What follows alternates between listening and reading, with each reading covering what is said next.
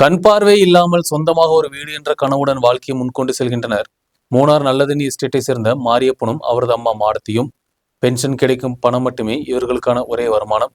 சொந்தமாக வீடு என்ற கனவுக்காக இவர் ஏறி இறங்காத அலுவலகங்கள் இல்லை.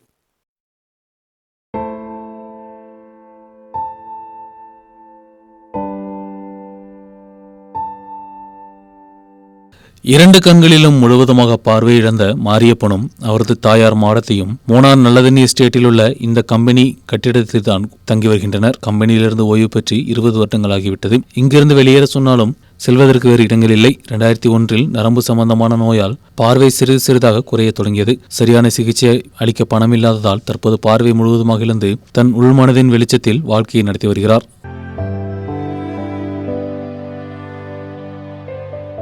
பிறர் உதவி இல்லாமல் அவரால் எதுவும் செய்ய முடியாது. 2005ஆம் ஆண்டு முதல் ஒரு வீடுக்காக இவர் ஏறி இறங்காத இடங்களே இல்லை. மாநில அரசின் லைஃப் மிஷன் திட்டத்திலும் இவர்களது பெயர் இல்லை. ஒரு 3 தலைமுறை நாங்கள் இங்கே தான் இருக்கோம். என் பேர் மாறிப்பேன். எனக்கு சுத்தமாக கண்ணு தெரியாது.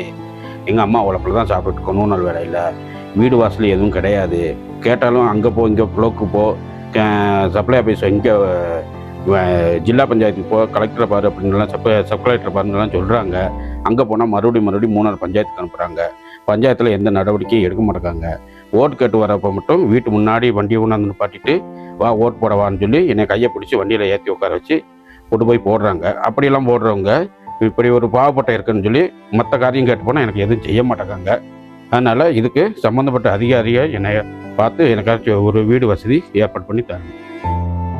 வாழ்க்கை இருளில் தள்ளப்பட்ட போதும் மாரியப்பன் தளரவில்லை. பஞ்சாயத்து முதல் வட்டாட்சியர் அலுவலகம் வரை அரசு அலுவலகங்கள் ஏறி இறங்கி உதவிக்காக கையேந்தும் போதும் யாரும் கண்டு கொள்ளவில்லை. இவர்களது வாழ்க்கைக்கு வெளிச்சம் தர வேண்டிய சம்பந்தப்பட்ட அதிகாரிகளும் நடவடிக்கை எடுக்க வேண்டும் என்றும் இவர்கள் கேட்டுக்கொண்டுள்ளனர்.